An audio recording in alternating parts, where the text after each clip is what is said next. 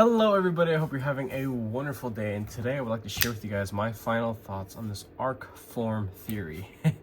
Now, this is gonna be a long one, so sit tight.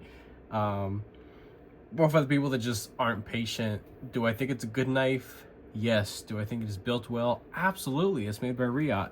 Do I think it was designed to perfection? No, it really wasn't. And there were a lot of little things here and there that I thought were little odd choices. Definitely. I've carried this thing for about 2.5, coming up on 3 weeks actually. Despite of when I posted the unboxing of this, I had already had stuff lined up and I had carried this already. So, but anyway, besides all that stuff, so I've carried this for enough time to give proper judgment. I have put an edge on it. I reprofiled it from the factory. This is like a 16 or 17 degree edge. I also used it a butt ton for cardboard destruction and basic stuff around the house, little tasks and just EDC stuff, right? Nothing crazy, nothing super hardcore. I have also put skiff thick washers in here because I prefer washer action, especially with a studded heavier mast blade. Absolutely, it's just a preference. This does come stock with bearings, and while the bearings are excellent, I still prefer the thick washers. It really is just something that really takes this thing to the next level for me personally. If you guys like thick washers, go ahead and use my link. I also have a discount code for Skiff Bladeworks Knife Workshop, whatever the actual title is, but it's JTT10. Use that for 10% off your whole order. They also have cleaning materials and stuff like that. I also believe they have stuff for KPL, which is really cool. All the stuff that I use. I also have an Amazon storefront, and I will be linking any tools and other stuff you see in this video. Well, all right, so we're going to do some size comparisons. I have 8 size comparison knives that I think are very common within the hobby, and will hopefully help you guys get a good visual representation of what this thing is all about, size, dimension wise. So, and bear with me, I'm trying out this new background thing that my wife got for me. It's creating like a little weird green thing right there. Just I'm trying to figure things out, but as long as the camera's focusing on something, it kind of goes away. So it's gonna come in and out of focus. If it bugs, I'm sorry, but it's just, I'll figure it out eventually. Starting with the smallest ones, we have the Free Tiger model FT2103. Above we have the Native 5 Lightweight by Spyderco. As you can see, both of these knives are tiny in comparison. Let's go up the size scale. We'll do the Civivi Vision FG. Also has thick washers within the pivot. Pyrite Light by CGRB. That's a website exclusive with this beautiful, beautiful copper rose gold blade. Next up, we have the CMB Made Knives Predator. I was told this year we might be getting a Primo Predator. I think that'd be pretty sweet. And then we have Manix 2 Lightweight by Spyderco. These are pretty darn close overall from tip to tail, but the amount of usable blade length is, you got more here with the Arcform Theory. Definitely. Now the last category is going to be the lengthiest and largest pair. We have the Microtech MSI full tie. Still haven't cleaned the freaking blade. And then of course we have, let's see if I can flick it. Nope. All right. A Sebenza 31 large. So these two guys definitely larger than the Theory. The amount of usable cutting edge is close, definitely really close with a Sebenza 31, and close as well with the MSI blade. Blade shapes are going to differ, of course, but this is a pretty interesting blade shape, and I have absolutely fallen in love for it. It has the best of both worlds of utility, but also pokiness that you get with typical drop points. It's an odd looking blade shape, but functionally speaking, it's really nice to use this blade shape.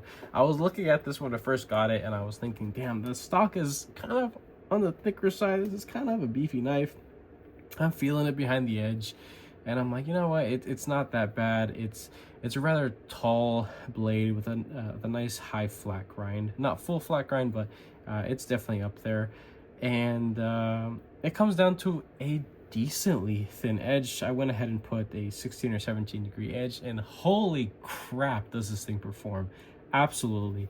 And with the ergos that you get here in some grips, we'll get to that in a sec, but the neutral grip back here in this position, it's just very, very comfortable. I had a hard time getting this thing out of the pocket, genuinely.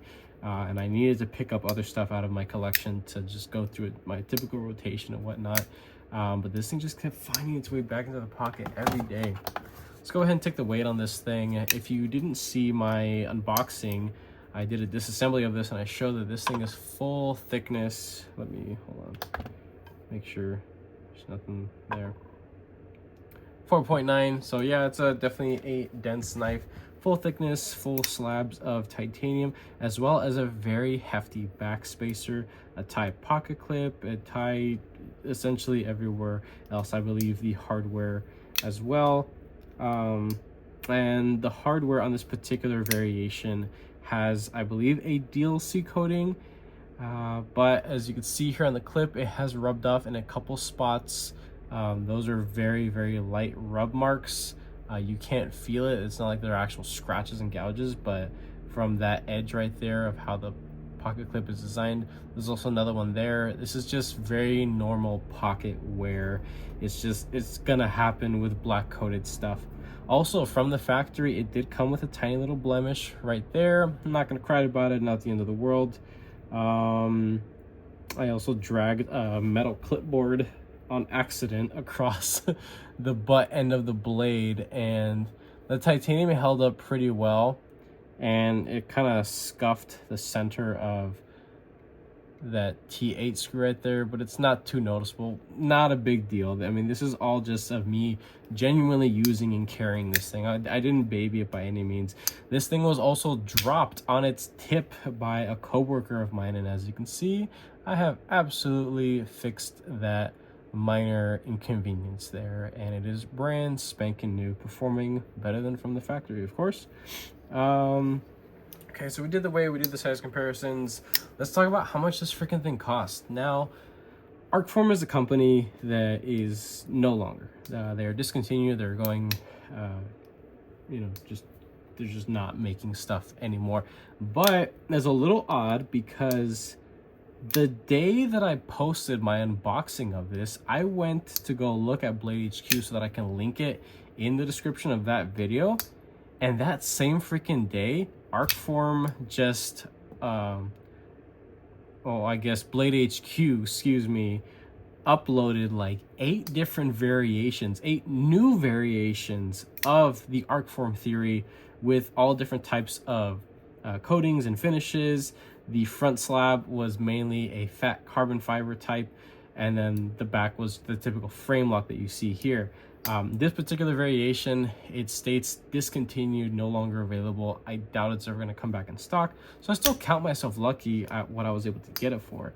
The price that I got it for, it was just around 180, I believe, 190, something like that. After shipping and taxes, it came out to maybe like 210, 213, something like that. For what I paid for, I think this is a steal. Absolutely. But for what they were charging when Arcform was in business, almost $300 for a build like this, maybe a little bit more, maybe past $300, no. And hear me out. Well, many of you could say that I'm a hypocrite because I have paid $300 and more for knives that you would think would be of less value. And my perception of value, and this is just an opinion, it is not right and it is not wrong, but my perception of value is the design overall, who's making it, where it's made, and the execution of said parts, the heat treatment, how the machining worked, how did it come from the factory, the packaging. Packaging matters to me. While packaging may not matter to everybody, at this price point, It kind of does. You need to get competitive and you need to spice your stuff up. Now, I have 3 other premium knives that I pulled out of my collection that are in a similar price range, except for one. But it's really just to show what could be accomplished at a much more obtainable price point. So, got this here centered. Let's go ahead and start with essentially the last thing I got that was produced by Riot. This is the Chavez Knives Scapegoat Street, whatever you want to call it. It's the full Thai variation. These brand spanking new are about $300. During the holiday season, this just past year, we saw them dip down to about $250, which I think is awesome. And if you have been waiting and sitting around and you haven't experienced something like this before, $250 all day, hell yes, go and get it. But $300, now I'm thinking to myself, well, why was I so happy to spend $300 on this, but I wouldn't touch this thing for $300? Why? Well, the packaging and unboxing experience is much nicer on this Scapegoat here. You also have the intricacy of the clip. You also get a extra pocket clip without the skull design. That's cool. You get extras. You also get stickers with that. I believe you also get a cloth with that. With the Arcform, while you do get a nice magnetic box, the Chavez is also a magnetic box. You don't get a cloth. You get one little sticker and no extra nothing. So when you look at what I consider to be a portion of what goes into when I call something having value, this matters. It does, to me at least, right? And I'm sure many of you could agree as well that the experience through and through of buying, a new knife and dropping a couple $100, it's exciting. It really is. And most of the time, all the little fine details do matter to people. It does matter to me, absolutely. Now, I'm not saying that if this came with a cloth and maybe like an extra body screw or something like that, but if it came with a wire pocket clip or an extra clip, or maybe, I don't know, a different stud design option, just something, just give me something for what I'm spending, because these knives are built to the same exact standards because they are manufactured by the same freaking company. The action, the fit and finish, everything is damn near the same, as well as the heat treatment on this M390. Now, I'm not a big fan of M390. Honestly, I'd rather have a much more affordable, what many people would call a mid-grade steel at a higher HRC, baked just better, the execution is just better, than having to pay more for what would be considered a premium high performance blade material that's baked at the industry standard, which is not good for a lot of people. And if you sharpen your knives and you actually use your knives, you know what I mean. When you sharpen poorly heat treated M390, that's what this is, you can feel it. It's too easy to sharpen for what it is. And some people may think, well, if it's super easy to sharpen, then maybe it's just more for durability so that it doesn't chip, and it's just easier to straighten out a couple little rolls and stuff like that. Yes, but the marketing would suggest that these are harder use designs, right? So I would prefer something that is robust through and through. Well-baked blade, well-made handle, hardware to perfection. They got damn near everything right about making these knives, but their standard of heat treating their M390 is on the softer side, and that's just my preference. I have experienced some good M390 and its cousin of 20CV, but with my experience of having these two knives, this has seen multiple edges and has seen a crap ton of pocket time and plenty of use. I love this thing. I love using it. I love carrying it. It has plenty of character to it. But I noticed that after a couple days of carrying it and using it willy-nilly, of course avoiding things that would damage it, significantly, like staples or anything like really, really dense like that, the edge, it just doesn't hold up for nothing. It really doesn't. And I'm a pretty decent sharpener. And I've noticed the same thing with this. It's the same thing. I don't have a legitimate way to test the HRC, and I hope somebody out there does. If I haven't seen somebody, or maybe if you guys have seen somebody do HRC testing on the Arcform Theory and their execution, to see if maybe at the time that they were producing this re-up maybe had higher standards, or I don't know, but they're the same damn thing. I was happy to pay what I paid for this because of my overall experience, right? So I'm cool with that. Now we have something else I think is worth bringing on. We have the Kanwu knives Compadre. Now, I did used to have the full-size version, which would be a whole lot more comparable. The full-size version of this reverse tux with this beautiful satin finished DLC, what is it? Vanix. I was gonna say LMAX. This is Vanix. I understand the whole thing going on right now. There are a couple other content creators that are calling the application of DLC kind of stupid and redundant, because Vanix is a corrosion resistant already, blade material, and they're putting another coating on top of it, lowering the HRC, yada yada yada. It's this whole freaking can of worms. No need to get into it in this video. Absolutely not. Realistically, this blade performs pretty good for me, and I don't have any genuine complaints about this thing. The larger version is closer to about $320, so $20 more. But have you guys unboxed something from Kanwu? You typically get little extras: a cloth, a baggie, some lubricant. No, it's not vape juice, it's actual lubricant, even though it looks like a stupid vape juice bottle. It's a different unpacking experience. You also get fit and finish that's incredible. You have staggered ceramic bearings within the pivot. They come standard like that. That's awesome. T8 full construction everywhere except for the two little T6s there. You have Timascus little collars there, right? You also have a super cool blade finish and super cool things, and little nonsensical stuff like that is what makes it worth it at this price point. You need to be competitive, and realistically there is nothing about the Arcform Theory that is competitive in my opinion. And that's why I believe that while this may have been their flagship harder use model, there was also the Slimfoot, and then their collaborations with ProTech as well, the Slimfoot Auto. They also had like the Dark Foot and a couple other like variations. It was a big honking sheep's foot with a really minimal flipper tab. I wanted to jump on that thing so bad when it came out. I thought it was a really cool looking knife, but that was also a almost $300 knife, and it was in the same, it had to have been in the same poorly heat treated M390 and JG10. I'm okay. I'm good. I'm glad I didn't pull the trigger on one of those. I'm sure the experience would have been enjoyable enough, but it would have been a bullet that would have been kind of hard to swallow. But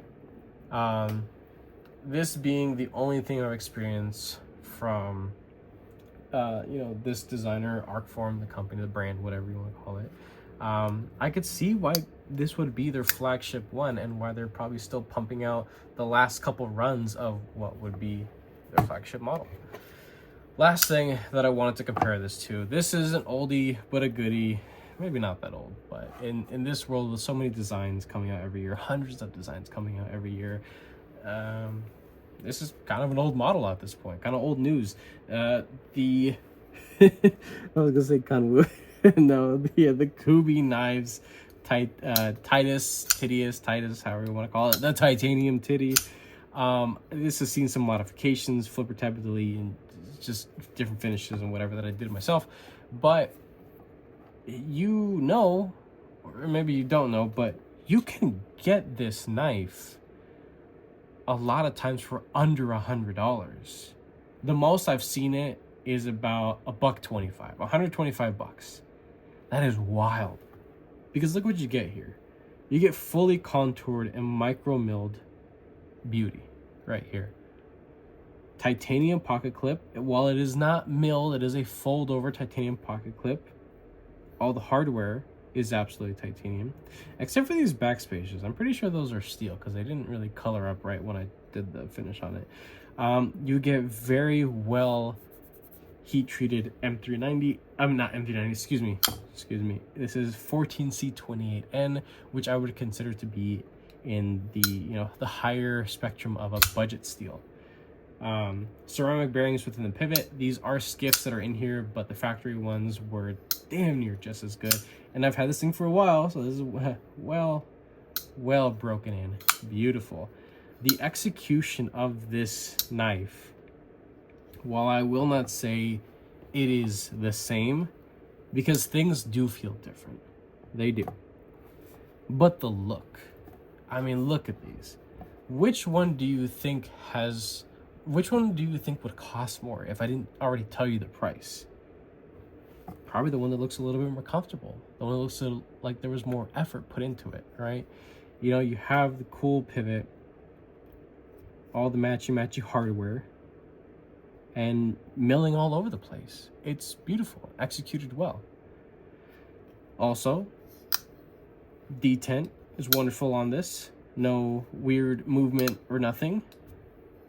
But this thing does feel more solid. Now, is this knife worth potentially three times? Maybe even just 2 times. That's being generous. Is this worth twice as much as that titanium titty? No, absolutely not. That's just me. I love this knife for what it is. I've enjoyed it very much in the pocket, but there are a couple little things here and there that I was not the biggest fan about. So now, almost 22 minutes in, I can start crapping on this thing. Look at what has happened after sharpening. So I went ahead, put a performance-oriented edge, as any right-minded individual would. And I got this ginormous freaking smile. And that is due to my sharpening system and how it is. It's the Wicked Edge sharpening system. Also my skill set. So I'm not a professional. Absolutely not. And maybe somebody with a much higher skill set and a different sharpening system could have avoided that. Probably. But I didn't. And I'm a consumer. I bought this with my own money, right? So it's just something that bugs, because it's a very easy solution to prevent that from happening. And check this out. So when I was showing off earlier the grip position, I noticed that as I am going through material, I snagged a lot right there. But it's too small to creep up into comfortably, because when I get even the second knuckle on it, that's not really that comfortable for me. Personally, I have large, extra large size hands with slimmer fingers, so I should fit, right? But I don't. If the blade blank itself, the shape of the blade, was cut out a little bit more to fit the shape of the scale itself, to be rounded out a little bit more, you would have had a forward finger choil and a very healthy, well-designed sharpening choil as well. You're killing 2 birds with 1 stone, right? Why was that not a thing? You have so much usable blade length. It is okay to lose like less than 1/4 inch of usable blade length that most of the time you would never even really use to begin with. And there's another thing about how much blade you comfortably use. That giant stud is taking up about 1 inch worth of what would be usable blade length. So it's a little redundant. It doesn't make sense. The length and design of this all right here would suggest that the company cares more about the maximum amount of usable blade length. Yet they go and put a stud that is in the way of about 1 inch of that usable blade length. What the hell? It's stupid. It doesn't make any sense. And it would have been a very, very easy, quick fix. What would have been nice is if on a design like this, that the marketing would suggest and the design overall would suggest, so this is a beefy knife meant for a little bit more, a little bit more manlier use. Put some garage stops. You have full thickness titanium slabs here to make, an internal stop pin. And, the track for it to follow, what I would refer to as garage stops. But they didn't do that. It could have been done here. They didn't do it. All right. That would have fixed it. If they put garage stops, they didn't have that traditional stop pin right there, because you see that on budget models, right? There are also plenty of other knives that are in the higher tier that have stop pin there, and there's nothing really wrong with it, but the overall design would suggest that this is a knife that's meant to withstand a little bit more harder use. And if there was no need for that stop pin there, then you can go ahead and chunk out the material right there. As a person who uses their stuff and customizes and things like that, I have the tools and I have the capability and the will to chunk out a big old groove right there so I can get up right there. But I can't do that because the stop pin makes contact right there. So what I'm going to do, and I am going to do this because this is staying in the collection, I like it enough to do so, I'm going to Dremel out just a half circle. I'm going to chew up maybe a little bit less than a 1/4 inch of usable blade length and just round off that area. That will allow me to have a space where I can comfortably get up on and really get a much more comfortable grip on this. And that's for me. So is this a good knife? Yes, it is. There are plenty of things that I do love about it. I love the blade shape. I love actually cutting things with this. I didn't actually find too many times that I got stuff caught up behind these studs, unless when I really emphasized the cut and I really tried to stay like back over here, then yeah, they got in the way. But I didn't run into that too often. Also, the handle, how it flares out this way, it's nice. I like that, that design right there. The back spacer, it's ginormous, and it looks like it's this thin little thing, but it actually is like, it's like this freaking wide, the back spacer. It's this huge damn thing, and it kind of acts as like a counterbalance, but also puts the weight to where, if you care, the balance of the knife is so ass heavy on this thing. I mean, say what you will about that, but I much rather have my knives be a little bit more top heavy or just well-rounded, right? So that's really my only genuine gripe. I love that the relief cutout is on the inside. I think it's beautiful. It allows for a super clean look. I mean, just look at this thing on this side. You have 2 points of tension. You got the pivot and an ass end body screw right there. That is a screw that goes all the way to the clip. It's this long ass thing. You can't flip it, of course. This is also a Chicago screw, so this side is very minimal and clean as well. I mean, if they wanted to make it super clean, they could have had that little T6 right there holding in the over travel stop and the hardened steel insert. They could have had it on the inside, whatever, not a big deal. Another odd thing too, the ceramic detent ball is actually pressed into the titanium itself. I'm not sure why. That's just how it is. Not a fan of that. Can't see it being a real problem, but I just don't like that. I would prefer that ceramic detent ball being pressed within the hardened steel insert, because I have more confidence in the hardened steel insert retaining that. That's just, maybe I've just been babied and I've just been used to the ceramic detent ball always being in that position versus being put into a tie. It's been done time and time again, and there's nothing that's really wrong with it, but it's just a little nitpicky thing that I can come up with at this point. At this point in time, I really am grasping for straws. This is genuinely a wonderful user knife, absolutely. Put some freaking skiff thick washers and just, you know, start digging with this thing if you want to. It'll handle it, and the edge will, I mean, it'll go to shit fast, but it'll also be easy to sharpen if, you know, if you want to look at it that way. Another cool thing too is how the jimping is, you know, represented up here on the blade, and it stops at a nice healthy portion, and it kind of gets a little bit more aggressive as you get to the center, meets up with the scales, everything is nice and flush, how it lines up there, and then it fades out as you get closer back over there. I like that. I really do enjoy that that design right there, absolutely.